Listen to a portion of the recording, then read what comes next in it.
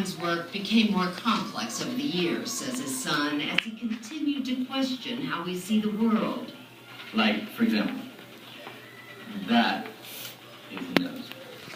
But it's just parentheses and an apostrophe, right? You know, but we immediately accept it as a nose. But why? I mean, why do we accept those two lines as a nose? While his art today is worth millions, you don't have to have a lot of money to appreciate it. There are Lichtensteins at the airport in Columbus, Ohio, in Miami, and beneath Times Square in the subway of New York. All you have to do is look up. It should be right up there. Yes? This mural right below 42nd Street was a gift from Roy Lichtenstein to the city's Arts for Transit program.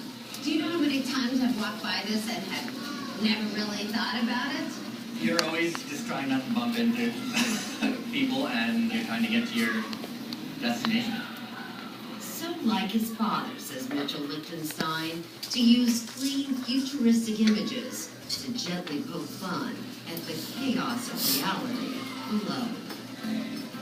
Mitchell, do you notice that whenever you talk about your father or your father's work, you just smile? And then I always smile. It makes you smile. I think it makes people smile. Alright, so what did you think? What kind of things did we notice seem to be popular in his art? Did we see a theme? Awkward drawing? Well, why would you say it was awkward? My arms are tired. Okay, so you thought that it was weird that they used parentheses instead of just regular lines? Is that what you're saying, Hannah? Okay. Boys, what did you think?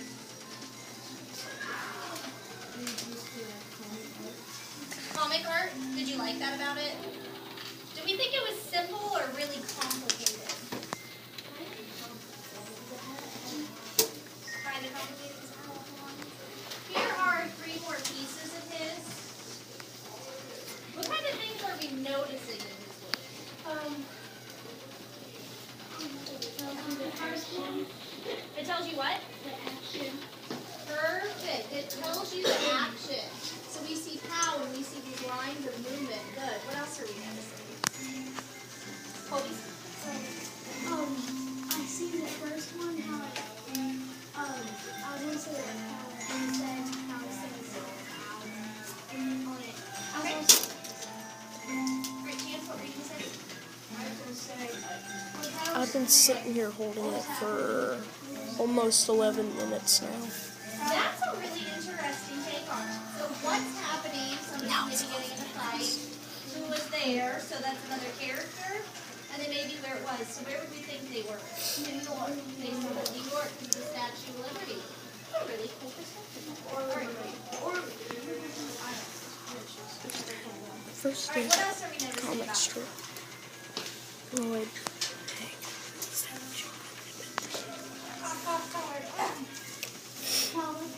What about the colors? there's yellow in it. Right, Clayton said that they don't use a whole lot of colors. What kind of colors are we seeing here? A bunch of yellow, Alright, we see a bunch of yellow, brown, black, white, carmine, red, we're missing one.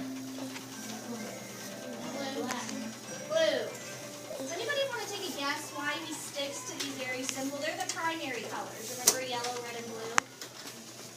Do we want to take a guess of why he sticks to these colors? That's a good guess. They're easy to mix and make. Are you ready to have your mind blown? Yes, Okay, did he make this art in the last 10 years? no. No, this was way back 50s, 60s. Art was taking a turn then, the popular art. They were trying to make things simple. We're going to watch a Brain Pop video about that in a little bit.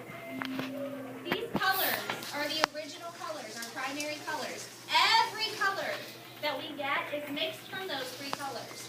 So when newspapers started printing in color back in, I think it was the 20s and 30s, to use red, yellow, and blue mixed together to make other colors. So if you were going to have green in a comic, they had to mix those colors themselves at the newspaper printing place, and then they would print it onto the paper. So a lot of comic books, if you actually get them out and look up really close, the older comics are going to use this style of colors, those three. So it's kind of neat that we know that. We know that we can mix those primary colors. So, cough, what about lines? In the background of this one, it has a lot of lines. Okay, so the background of this one is showing a lot of lines. I don't know if you can see from where you're sitting, but do we notice anything on their skin? Okay, so it's got dots on it. That's another thing with old-time printing. Old newspapers didn't print a solid color of something. They actually used a bunch of little dots. And when they're so close together, when you stand back, it looks like a solid color. So for you guys in the back of the room, this might look really solid right now, but the closer you get, you're going to see that it's made up of all these teeny tiny dots. So he's trying to mimic or remake that comic book printing style. What else are we noticing? The lines and dots.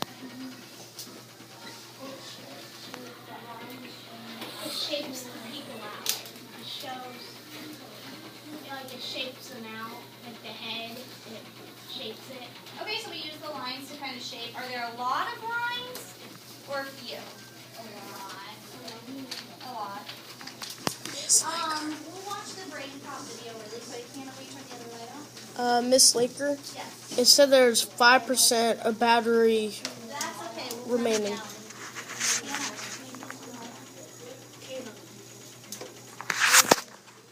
I was pressing dismiss on it because that dismiss, you know, like an iPod would have, or a phone would say dismiss.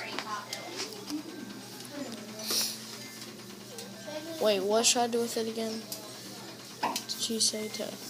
Okay, while it loads, Caleb is videotaping. It's only because I want to see how I can be a better teacher. So when I go back through and look at these videos, I see what I'm missing that I didn't give to you guys and what I could be doing better. So it's just helping me to help you guys. That's all. Should I stop videotaping? No, we'll run it until it dies. Okay. This computer's going so slow. Which is probably going to be about 5 more minutes. You know what I just noticed? Do you see Loki's hand is counting up as it's getting ready to load? Yeah.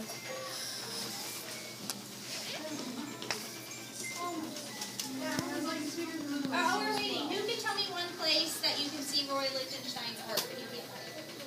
Colby? Miami. All right, who can tell me another place that you can see his art? Columbus, Ohio. Where in Columbus, Ohio? Airport.